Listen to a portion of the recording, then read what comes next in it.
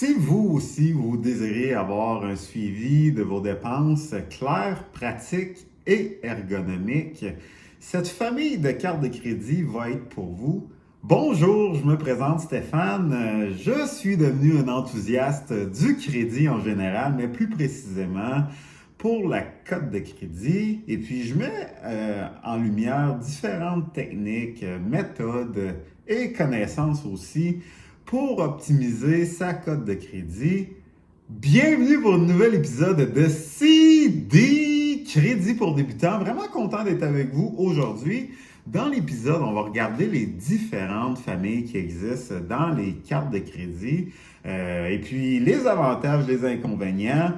Et puis, sans plus tarder, on va commencer en troisième position de la grande famille des cartes de crédit. Et oui, je parle des cartes de crédit sécurisées, qui est vraiment le niveau le plus bas qu'on peut avoir là, dans les cartes de crédit. Encore une fois, no shame. Faut commencer à quelque part, là, souvent. Alors, tu sais, si jamais tu n'es pas approuvé pour une carte de crédit traditionnelle, vraiment... tu sais, t'as pas à être gêné par rapport à ça. Je me retrouvais dans cette situation-là. Je suis sûr et certain que bien des personnes se retrouvent dans ces situations-là. Et qu'est-ce qui est intéressant, c'est qu'au moins tu as pris action et puis tu t'es dirigé vers une carte de crédit sécurisée. Encore une fois, quand on décide d'avoir une carte de crédit sécurisée, qu'est-ce qui est le fun? C'est qu'il n'y a vraiment pas de minimum de code de crédit à avoir. Alors, ça prend un minimum de 300 codes de crédit.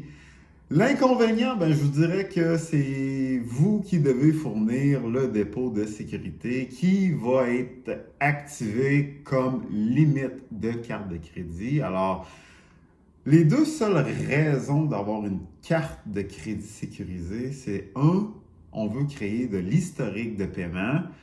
Deux, c'est vraiment juste de démontrer qu'on est une personne disciplinée. Alors, comme je vous dirais, c'est qu'une fois qu'on est capable d'atteindre du 650, je vous dirais, c'est vraiment de faire la transition auprès d'une banque traditionnelle et puis de canceller là, sa carte de crédit sécurisée. Ces types de cartes de sécurisées ont malheureusement pas mal toutes des frais là, annuels. Ceux qui n'ont pas de frais annuels vont vous charger un frais d'ouverture de compte qui va être compris là, quand on fait l'ouverture. Mais étant donné là, qu'on garde à majeure partie du temps, on va garder une carte de crédit sécurisée peut-être 8 à 12 mois. Alors, tu sais, on peut compter ça comme un frais annuel. Alors, qu'est-ce qui est le fun, par contre, quand on a une carte de crédit sécurisée, c'est que le bureau de crédit va être avisé chaque mois de la limite de nos dépenses, dans le fond, sur le bureau de crédit. Alors, c'est de cette manière-là qu'on est capable de créer de l'historique de paiement et puis aussi de montrer qu'on est capable de garder notre utilisation en dessous des 10%. En numéro 2, dans la grande famille des cartes de crédit, c'est vraiment de parler des cartes de crédit traditionnelles, alors que ce soit Visa, Mastercard. Alors, c'est vraiment des cartes de crédit qui, je vous dirais 50-50 là, à ce qui a trait des frais annuels. On est capable, là, si on fait des recherches, d'avoir des bonnes cartes de crédit traditionnelles qui n'auront pas de frais annuels, mais qui vont avoir aussi là, des avantages là, intéressants. Par contre, si on veut avoir des perks un petit peu plus avantageux, ben oui, c'est sûr et certain qu'il va falloir avoir des frais annuels. C'est vraiment juste de regarder là, est-ce que les dépenses que je fais annuellement vont être capables de contrer mon frais annuel. Alors, encore une fois, qu'est-ce qui est intéressant avec ces cartes-là? C'est qu'on peut traîner une balance là, mois après mois. C'est pas, tu sais, je vous dirais pas de le faire, mais tu sais, des fois, on peut avoir des pépins qui arrivent, là, des situations extrêmes. Alors, on doit faire une dépense, que ce soit sur l'auto ou la maison, etc. Et qu'on n'a pas le choix là, de faire une grosse dépense. Alors, comme ça, au moins, on est capable là, d'échelonner là, les paiements là, sur plusieurs années. Je vous dirais de garder quand même votre utilisation sous les 30%, mais quand des cas extrêmes arrivent, ça peut être intéressant là, d'avoir cette solution-là. Là. Et pour finir, la grande numéro un, c'est vraiment les cartes débit différées.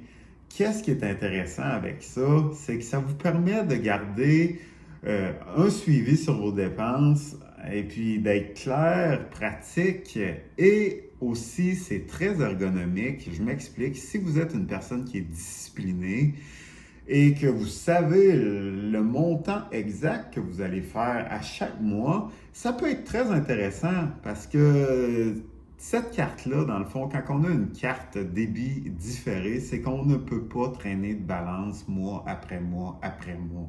Alors, c'est pour ça que c'est important, si jamais on fait des achats au mois d'octobre, ben automatiquement, là, au mois de novembre, quand le relevé de compte va arriver, ben on va devoir payer en totalité là, les achats qu'on va avoir faits dans le mois euh, antérieur. Alors, c'est pour ça que, tu sais, faut être quand même très discipliné là, quand on a ce type de carte-là. Je vous dirais qu'en majeure partie, toutes les American Express vont être comme ça. C'est des cartes aussi qui vont avoir un gros frais annuel. Alors, souvent, là, on peut parler là, de 500-600 $. Mais, encore une fois, vous allez pouvoir avoir des plus grands perks, des plus grands avantages sur ces cartes-là. Alors, ça peut être très intéressant.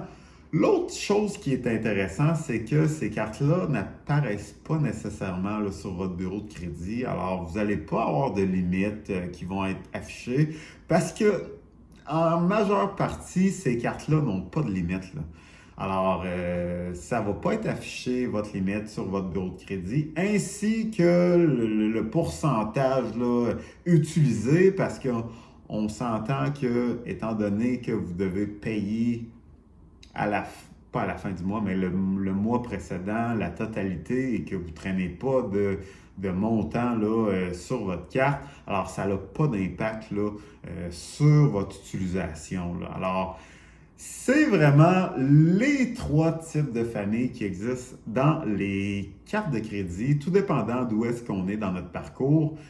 C'était tout pour l'épisode d'aujourd'hui. J'espère que vous allez avoir apprécié. Si jamais vous aimez le contenu qui est sur ma chaîne YouTube, je vous invite à partager et aussi à vous abonner. Merci d'avoir été là. On va se dire à la prochaine. Au revoir.